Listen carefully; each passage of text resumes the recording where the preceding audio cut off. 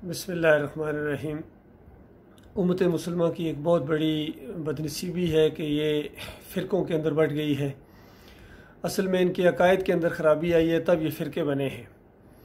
जब नज़रियात और अकायद कुरान से टकराते हैं और मौलवियों को मौका मिलता है अपनी अपनी अलहदा मसलक बनाने का, फ़िरक़े बनाने का, तो फिर ये आपस में लड़ते हैं, झगड़ते हैं और फ़ुरूई बातों पर भी, और फिर अकायद की ख़राबी की वजह से भी इनके अंदर ये बहुत बड़ी जो है ना, ये एक चीज़ आ गई है। और हर एक अपने अपने फ़िरक़े के अंदर मगन है, उसी में खुश है और समझता है कि वो जो कहा गया था कि 72 फ़िरक़ों में बटे थे बनी इसराइल और ये उम्मत 73 में बटेगी। और पूछा गया या रसूलल्लाह जहन्नम की आग से कौन बचेगा, तो बताया गया मेरा तरीक़ा, मेरे सहाबा का तरीक़ा। तो हर एक समझते हैं कि हम नबी अलैहिस्सलाम के तरीक़े के ऊपर हैं, सहाबा इकराम के तरीक़े के ऊपर हैं और हम ही वो एक ग्रोह है, एक जमात है जो जन्नत में जाएगी, बाकी सारे जहन्नमी हैं। तो इस तरीके से इनके दिमागों के अंदर ये चीज़ आ गई है। अब आम पब्लिक का ये यानी अब काम है कि वो ख़ुद गौर करें कि इन सारे मसलकों में से, सारी जमातों में से कौन नबी सल्लल्लाहु अलैहि वसल्लम के तरीक़े के मुताबिक है। इनके अकायद पढ़ें, इनके नज़रियात पढ़ें, इनके अकाबरीन की किताबें पढ़ें, इनसे बातचीत करें, तो फिर आपको पता चलेगा कि हक़ पर कौन है और बातिल पर कौन है। और जो इनको समझाता है कि इनके मसलकों से निकलो, फ़िरक़ों से निकलो, फ़िरक़ा वारियत बहुत बड़ा अज़ाब है, बहुत बड़ी लानत है, क्यों अपने नाम आप लोगों ने अपने अपने मसलक के मुताबिक रखे हुए हैं। कोई कहता है मैं बरेलवी हूँ, कोई कहता है मैं देवबंदी हूँ, कोई कहता है माशाअल्लाह मैं अहले हदीस हूँ, और कोई सल्फ़ी कहता है, कोई कादरी, कोई चिश्ती, कोई सुरवर्दी, नक्शबंदी, गिने नहीं जा सकते इनके। और फिर फ़िरक़ों के अंदर फिर मज़ीद फ़िरक़े बनते चले जा रहे हैं। तो ये आपस में इनकी ज़िद की वजह से है और इनकी कुरान और सही हदीस से नावाक़फ़ियत की वजह से है। और इसी चीज़ से फ़ायदा उठाती हैं ये गैर कौमें और फिर इनको आपस में लड़ाते हैं और इनकी ताकत को कमज़ोर कर देते हैं। और एक को अगर कोई पार्टी या कोई मुल्क उनको मारता है तो दूसरे खुश होते हैं कि ठीक है हमारे ख़िलाफ़ ये मसलक है, लिहाजा इनको मार पड़नी चाहिए, इनकी मदद को नहीं हम जाएंगे। और फिर जब दूसरे की बारी आती है तो फिर दूसरे वाला पहले वाला तालियां बजाता है। तो आज इतनी ये खिचड़ी बनी हुई है, तो इसके ऊपर बहुत ही ज़्यादा संजीदगी की ज़रूरत है, गौर करने की। कहीं ऐसा ना हो कि जो इनके मुशरकाना अकायद को जो निशानदेही कर रहा हो और इनको मना कर रहा हो फ़िरक़ों से कि मत बनाओ फ़िरक़े, तौबा करो, माफ़ी मांगो, तुम इस फ़िरक़ा बंदी की लानत के अंदर मुब्तला हो गए हो और इस्लाम के अंदर फ़िरक़ा बंदी की कोई गुंजाइश नहीं है। जो फ़िरक़ों में है वो इस्लाम में नहीं है, और जो इस्लाम में है वो फ़िरक़ा बंदी में हो ही नहीं सकता है, जा ही नहीं सकता है। उसका नाम मुसलमान है, मुस्लिम है, मुस्लिमून है, और एक हमारा कुरान, एक हमारा आखिरी नबी मोहम्मद सल्लल्लाहु अलैहि वसल्लम, एक हमारा किबला। तो बताइए फिर फ़िरक़ा बंदी कहाँ से आ गई है? क्या तुम लोग ये कहना चाहते हो कि अल्लाह ने कोई सही तरीके से रहनुमाई नहीं फरमाई है, निशानदेही नहीं की है, हक़ और बातिल में कोई फ़र्क कोई नहीं है? तो बताओ, जो अल्लाह की किताब कहती है क़द तबय्यन रुश्द मिनल गई फमन यकफुर बित्तागूत व युमिन बिल्लाह फ़क़द इस्तमसक बिल-उर्वतिल वुस्क़ा ला इंफ़िसाम लहा। अल्लाह ताला तो कहता है मैंने हक़ और बातिल को अलग-अलग कर दिया है, गुमराही और हदायत को अलग कर दिया गया है। अब जो कोई इन गुमराह करने वाले इन तागूतों का इनकार करे और फिर अल्लाह के ऊपर ईमान लाए, उसने बहुत मजबूत सारा पकड़ लिया जो कभी नहीं टूटेगा। इसी तरह जो पिछली गुमराह कौमें गुजरी हैं, उनके उलमा और मशाइख ने इल्म आने के बाद आपस में ज़िद की वजह से तफरकाबाजी की थी।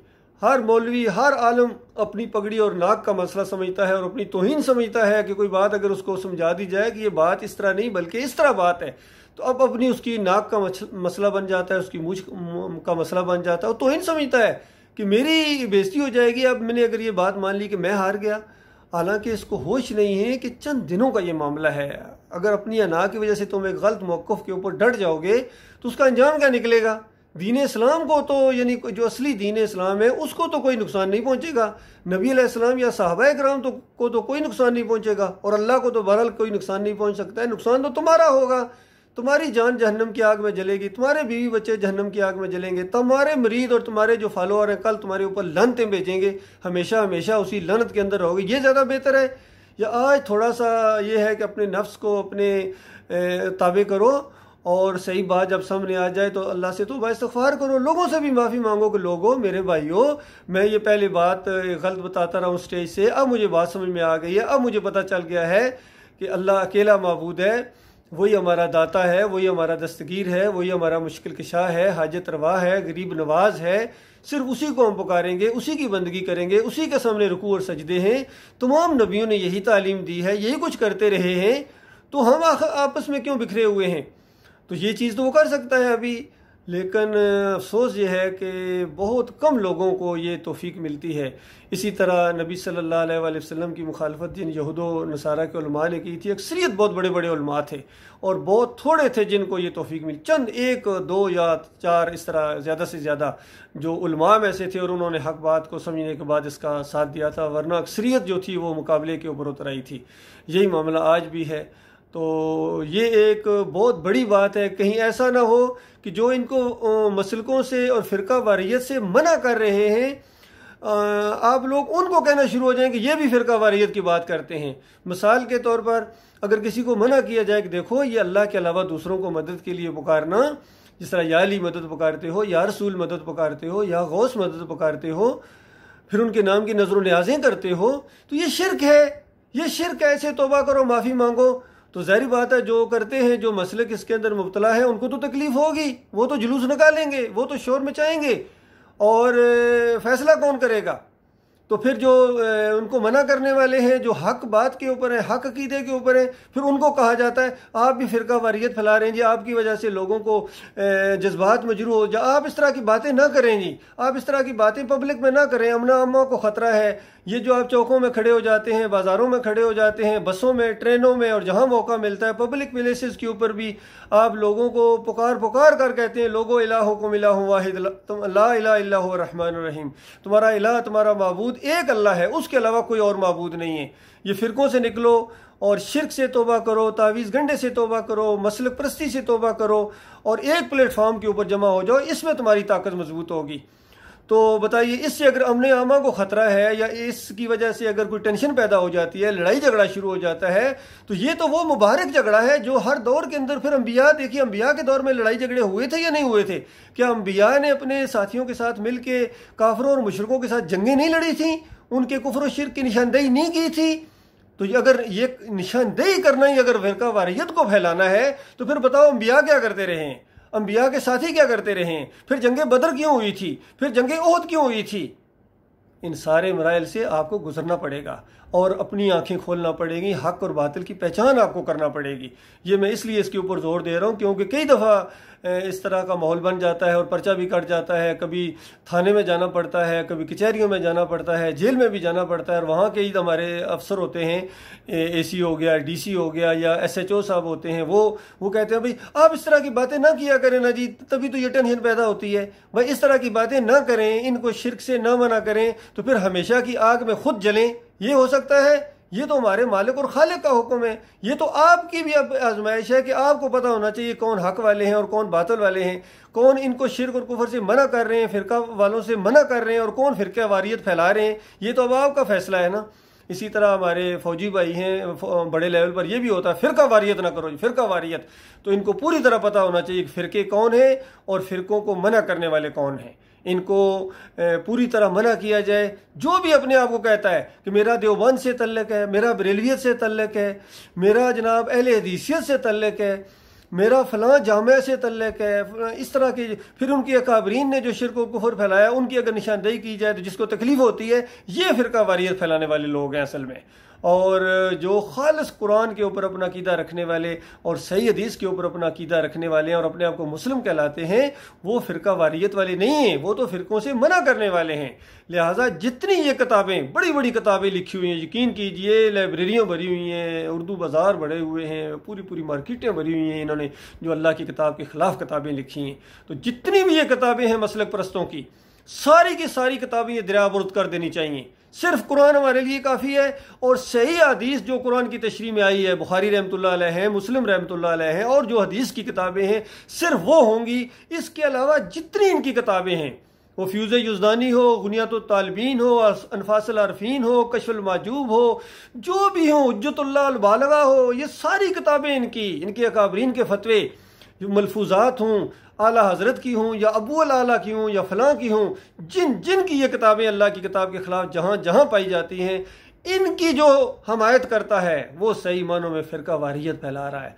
अल्लाह ताला इन बातों के ऊपर गौर व फिक्र करने और सही मानों में सच्चा मुसलमान बनने की तौफीक अता फरमाए और फ़िरका वारियत से हकीकी मानों में निकलें और फ़िरका वारियत को पहचानें कि फ़िरका वारियत फैला कौन रहे हैं और फ़िरका वारियत से मना कौन कर रहे हैं। कहीं ऐसा ना हो कि इसी बड़ी बात में के अंदर कि फ़िरका वारियत, तो आप मोमिनों को जो सही मानों में अल्लाह की किताब के मानने वाले और फ़िरका वारियत से बेजार हैं, इनको फ़िरकों से मना कर रहे हैं, कि उनके ऊपर भी आप पाबंदियाँ लगाना अगर शुरू कर देंगे, उनको भी पर्चे कट जाएंगे, उनको भी गिरफ्तारियाँ करना शुरू हो जाएंगे, तो याद रखना वो अल्लाह की इस बात से हटने वाले नहीं हैं। वो अपनी जान तो दे देंगे लेकिन इस बात से रुकने वाले नहीं हैं, क्योंकि हमारे मालिक और खालिक का हमें यही हुक्म है, तो अल्लाह का हुक्म सबसे ऊपर रखा जाएगा। मालिक फरमाता है वल अस्र इन्नल इंसान लफ़ी खुस्र इल्लल्लज़ीना आमनू व अमिलुस्सॉलिहाति व तवासौ बिल हक़्क़ि व तवासौ बिस सब्र। ज़माने की कसम, ये ज़माना गुजरा हुआ हो या मौजूदा हो या आने वाला हो, ये गवाह है इस बात के ऊपर कि सारी की सारी इंसानियत घाटे में है, इंसानियत घाटे में है। इल्लल्लज़ीना आमनू व अमिलुस्सॉलिहात, मगर वो जो ईमान खालिस करें, अपना पहले ईमान अपना खालिस करें, शिर्क और कुफ्र को खुर्ज के अलग कर दें और किसी फ़िरके के साथ उनका तल्लक नहीं होना चाहिए। वह अमिलुस्सॉलिहात, फिर नेक अमाल हैं, फिर सलात है, फिर रोज़े हैं, फिर हज है, ज़कात उम्रा ईमान के बाद है, और फिर वतवासौ बिल हक़, फिर हक बात की तबलीग करें। ये नहीं कि सिर्फ तबलीग का जुनून चढ़ा हुआ है, हक बात की तबलीग करें। ये तबलीगी जमात वालों की तरह से नहीं कि वक्त बहुत दे रहे हैं, वो तो ज़करिया साहब का निसाब फैला रहे हैं। कभी उनको देखा उनके पास कुरान हो हाथ में या कुरान का दर्स देते हों? नहीं, वो अपनी तबलीगी निसाब पढ़ते हैं, जो निसाब उनको दिया गया है। ये फ़िरका वारियत फैलाना होता है, और जो कुरान की दावत को फैलाएं वो फ़िरका वारियत वाले नहीं हैं। तो वतवासौ बिल हक़, हक बात की तबलीग करें, वतवासौ बिस सब्र, और फिर इसके ऊपर सब्र करें। जो मर्जी हो जाए, जो मर्जी हो जाए, इनके खिलाफ जो भी प्रोपेगेंडे किए जाएं, इनको तकलीफ़ें पहुंचाई जाएं, इनको जेलों में डाला जाए, इन फांसियां खड़ी की जाएं, जो मर्जी हो जाए, ये सब्र के साथ जमे रहेंगे, अपना काम नहीं छोड़ना है, सवाल पैदा नहीं होता है। यही सही मानों में दीन इस्लाम है। अल्लाह ताला इसी की खातिर जीने और इसी की खातिर मरने की तौफीक अता फरमाए।